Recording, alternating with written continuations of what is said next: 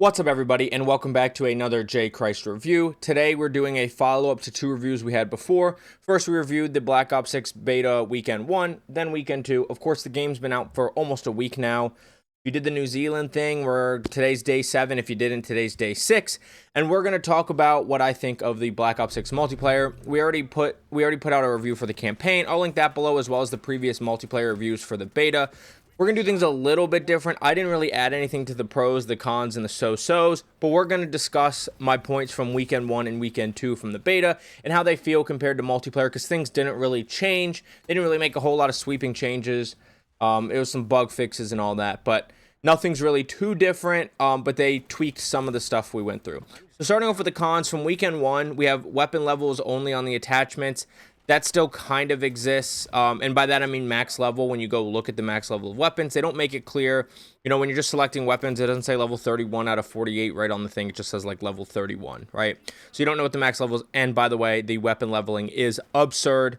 It's taking forever. They said they're going to monitor it. I'm guessing it'll be shortened. But if you're grinding still right now, you know how much of a grind each weapon level is. The next thing is footsteps. The footstep audio is still horrible. It's really non-existent. Now I'm playing a lot with music on, but like when I don't have music on, I'm still barely hearing footsteps. And when you do hear them, they're very, very quiet. They showed off some new like echoing footstep thing in hallways. Well, there's always too much noise for that to even matter anyways, and the footsteps aren't very present as they are. It's still really bad. They have mantle speed and ledge hang, which they said they sped up mantle speed in the second week of the beta. They kind of did, but it wasn't a lot, and it's still really slow and still will get you killed. And of course, ledge hang is something that we all want out of Call of Duty in general, and yet it still plagues the game. Then we have the weapon leveling, which we already talked about. The weapon leveling, they made it faster in weekend 2, and now it's like slower than it was in weekend 2 of the beta, so that's another issue that they need to work on. Packet burst, of course, is really bad. It's Call of Duty. I said in my reviews before, I don't think that that's going to get fixed. I don't think they're going to invest in the better servers like we all want, but I would love to see it.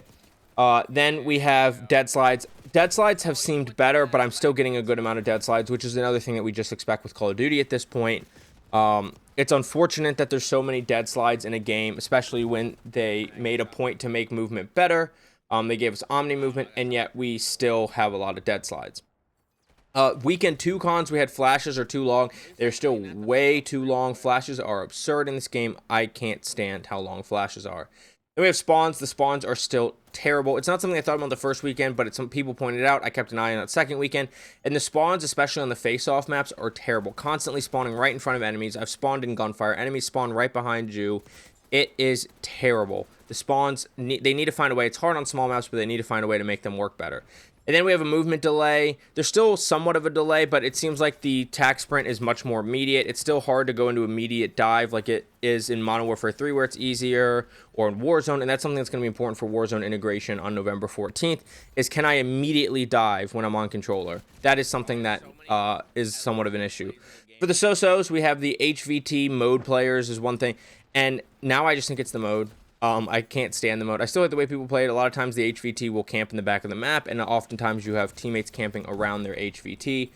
It's obnoxious. It's frustrating. It is what it is. It's not that big of a deal. The mode's just not good. And then on the so-sos, we have maps.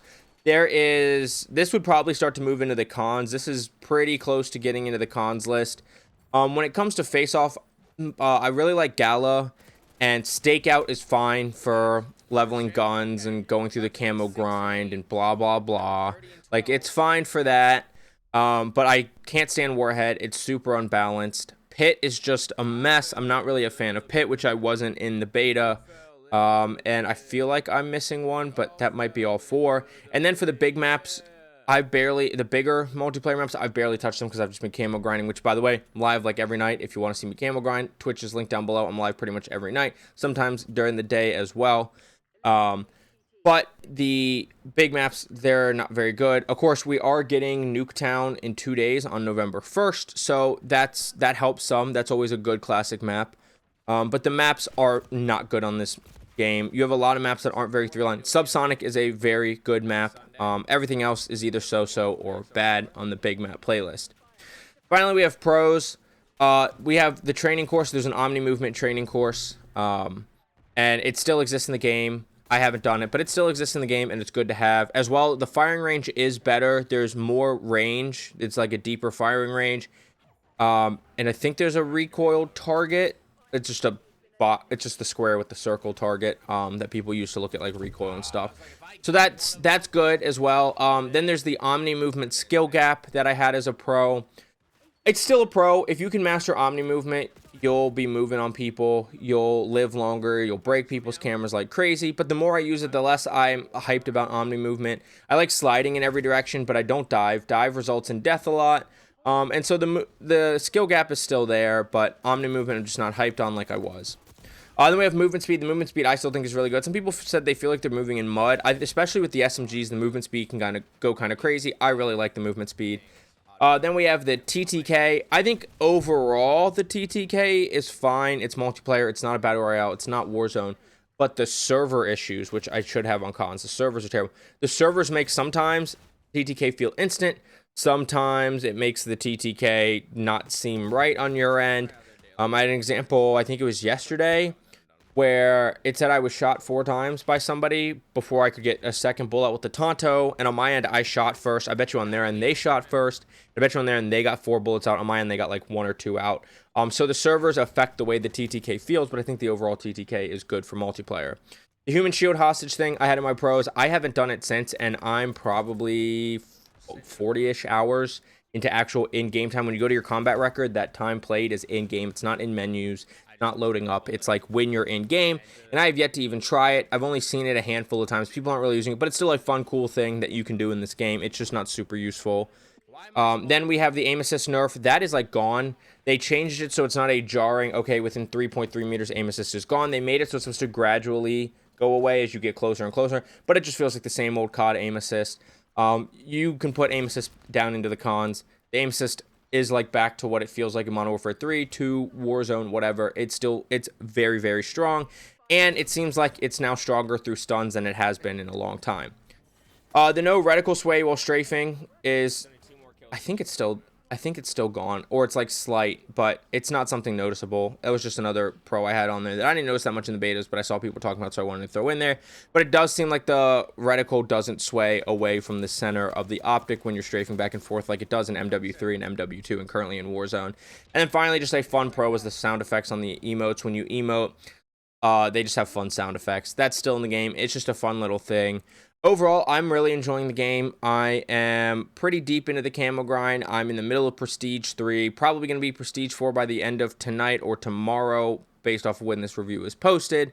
But I'm having a lot of fun with it. I know some people aren't. My fiance, who's been kind of away from COD for years, is loving it. Overall, I think it's a really fun multiplayer experience that needs better servers, better maps, and to figure out the aim assist stuff and get some footstep audio. I would love to be like the campaign where I gave the campaign like a 9. I'm going to give the multiplayer a 7 out of 10 on this. I thought honestly about 6 out of 10 because the issues are so important, like footstep audio being bad, servers being bad, are 2 things that are huge in the way that a game plays. Of course, aim assist is too strong as well. And then the weapon leveling, I think they'll fix. So I'm going to go with a 7 out of 10. I thought about a 6, didn't consider an 8. Maybe you could go 6.5 here. Overall, I think it's a really good COD at its core, but I think it does need to fix some things. So I'm going to let the rest of the gameplay behind me play out, but I will see you in the next review. Please don't forget to check out the campaign review or the previous reviews if those interest you. Also, my Twitch link down below, my single-player channel link down below, and all of my socials are linked down below if you want to check me out anywhere else. But I will see you in the next review or the next video. Get frying. Have a good day. Bye.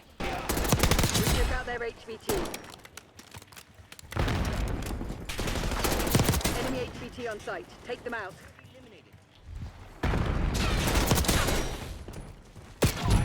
Nice shot.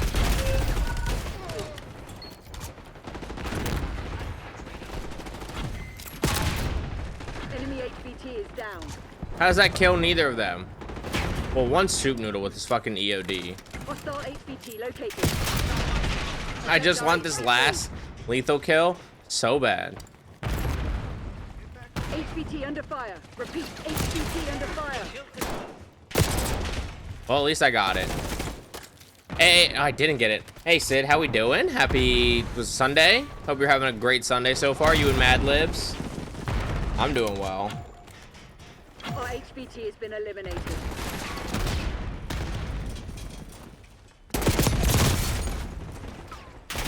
Nice. What's on the brekkie, Sammy? Me, you, and breakfast should make a brekkie, Sammy. About to crack a ghosty boy. Nice. Finished my monster. Enemy HVT on Not that site. long ago. Take them out. Friendly HVT on site. Keep them safe.